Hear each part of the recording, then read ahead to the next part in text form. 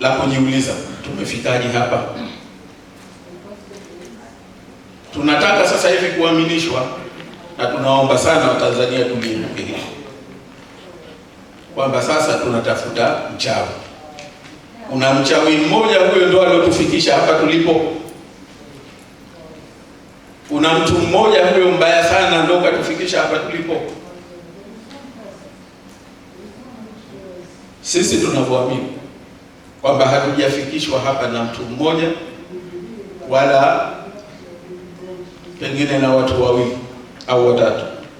Tunachoamini sisi kwamba tumefika hapa, huu ni mfumo ambao umejengwa kwa miaka mingi sana,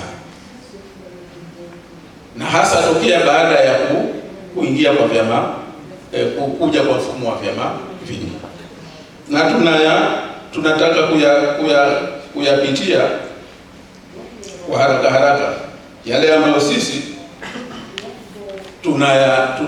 tunayaona kama ndio msingi waliotufikisha hapa tulipo. La kwanza, na tunadhani ndio hasa baba au mama wa hapa tulipo, au baba au mama wa tatizo, ni wakati wa kuanzishwa kwa mfumo wa vyama vingi vya siasa. Ni dhahiri kwamba Chama cha Mapinduzi haikukubali mfumo huu wa vyama vingi vya siasa, na sababu kubwa tunayoiona, moja,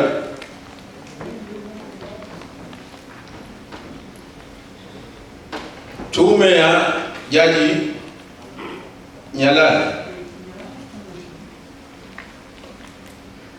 ilikuja na mapendekezo mengi sana, sio tu kuanzishwa kwa sheria kwa vyama vingi, sio tu kuanzishwa kwa sheria ya vyama vingi na kuanzishwa kwa msajili, lakini ilipendekeza kubadilisha the whole infrastructure ya governance ili iendane na mfumo wa vyama vingi vya siasa, kitaasisi, operational, kisheria na hata uendeshaji wa shughuli zake. Lakini sote ni mashahidi kwamba hakuna hatua zilizochukuliwa kwa mapendekezo mengine mengi ambayo ni ya msingi, na hili lilikuwa ndio mbegu ya kwanza ya tatizo. Badala yake Chama cha Mapinduzi kimekuwa kikitumia udhaifu huu kubaki madarakani kwa kutumia dola, na tumewahi kuzisikia sauti za watu wengine ambao tulidhani ni wasomi wakisema wazi na hadhara kwamba wao wataendelea kuitumia dola kubaki madarakani. Hili wala hawajaona aibu. Maneno wa Kikenya wana soni katika hili. Umelisema hadharani. Sasa ukitumia hiyo, manake unaanza kutengeneza tatizo. Tanzania sasa hivi imehama kutoka kwenye mfumo wa ushindani wa vyama vingi vya siasa kwenda katika mfumo wa siasa unaodhibitiwa na dola kupitia vyombo vya ulinzi na usalama. Wanazito hapa huita securocracy, na wenyewe walikuwa wakali, walikuambiwa hivyo. Lakini hapo ndio ukweli kwamba ndipo tulipo tunayashuhudia. Maana uzuri wa nchi hii, watu wanafanya mambo kama kwamba watu wote wamelala, kama kwamba watu wote hawana akili, kama watu wote hawana tafakuri, hawaoni, hawajui kinachoendelea. Lakini subiri sasa uje uambie, wanafanya mambo mengine kwa jeuri kabisa, kwa kiburi. Wakiambiwa ndio wanakuwa wakali, wakiambiwa ndio wanakataa. Tumeona sisi kule Zanzibar, Baraza la Wawakilishi ikizungumzwa mambo yaliyofanyika kwa wazi, la kwanza kupa ushahidi, alete ushahidi wa video, alete ushahidi wa kitu gani, na watu kama utataka eyewitness, maana yake ni kwamba labda utayarishe uwanja wa Amani, ndio wanaweza wakaingia. Lakini kila mtu ni shahidi, pamoja na huyo anayetaka ushahidi yule.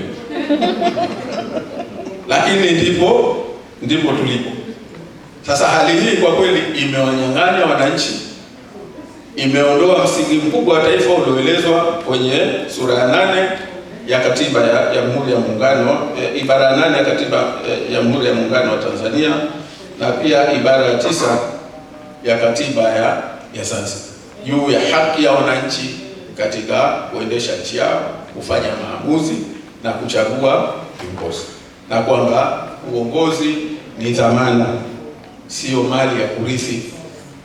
Nchi hii ni nchi ya republic, hatujatoka hapo.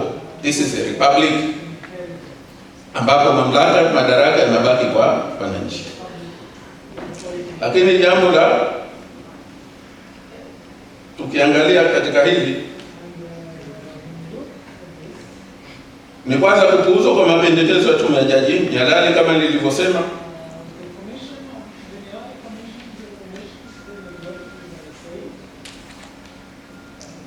juu ya kufanya mageuzi makubwa ya mfumo wa kisiasa nchini kwa kuandika katiba mpya, kufutwa na kufanyiwa marekebisho kwa sheria kandamizi ambazo waliziainisha karibu 40 na kufanyiwa mageuzi makubwa taasisi zote.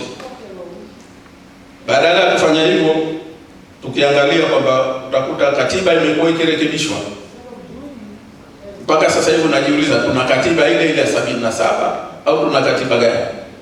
Kwa sababu katiba ya 77 ilianza na vifungu 95. Leo tuna katiba hiyo ya 77 ambayo ina vifungu 152. Imebadilishwa mambo ya msingi ikiwemo preamble ya katiba.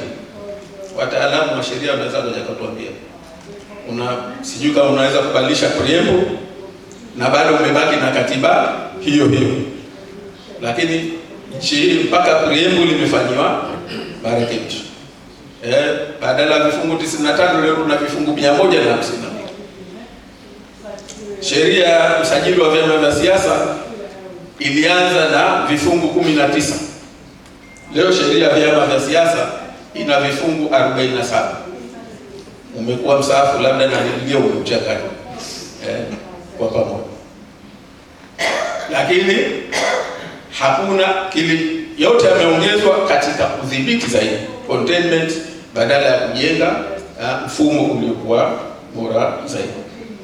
Lakini jambo jingine ni kuzimwa kwa sauti ya umma, the will of the people, kwenye chaguzi zote kuanzia mwaka 95 hadi mwaka 2025. Kilichojitokeza mwaka 2025 si kwamba ilikuwa bahati mbaya. Haya yalikuwa ni maandalizi ya muda mrefu. Tumeona kwa upande wa kule Zanzibar, tuliona 2015. Na mimi nakumbuka wakati 2015 baada ya uchaguzi niliwahi kuhojiwa na Channel 10. Nikasema haya yanayotokea Zanzibar yajecha kufuta uchaguzi chini ya kusindikizwa na vyombo vya dola. Haya tunaona madogo kwa sababu yametokea pahala padogo, lakini tufikirie yakitokea Tanzania bara itakuwaje? Nilisema maneno yao 2015. Sometimes you don't want to be proved right.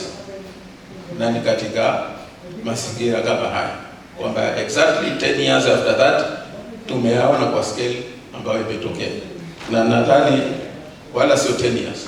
2020 tulianza kuyaona, 2025 ndio yamefurutu ada. Jambo jingine ni kukithiri kwa vitendo vya vyombo vya dola kuingilia uchaguzi na siasa kwa ujumla wake kwa manufaa ya Chama cha Mapinduzi. Na jambo la 4 ni kuongezeka kwa mbinyo wa uwanja wa siasa na kiraia, yani shrinking of political and civic space, ikiwemo ukandamizwaji mkubwa wa haki za kisiasa za kiraia kama vile uhuru wa habari, haki za kuabudu, uhuru wa kujieleza, uhuru wa kutengamana. Jambo la 5 ni kukithiri kwa vitendo vya ukiukwaji mkubwa wa haki za kibinadamu, ikiwemo ukithiri kwa vitendo vya utekaji na mauaji ya raia. Na jambo katika haya, kuna mambo mawili muhimu tunapaswa tujiulize. Yanatokea haya, kila mtu anayasema, lakini tujiulize mambo mawili muhimu sana, kwamba nani anayeongoza na kudhibiti mambo haya? Who is in control? Tunasema tu maagizo ya dola, maagizo ya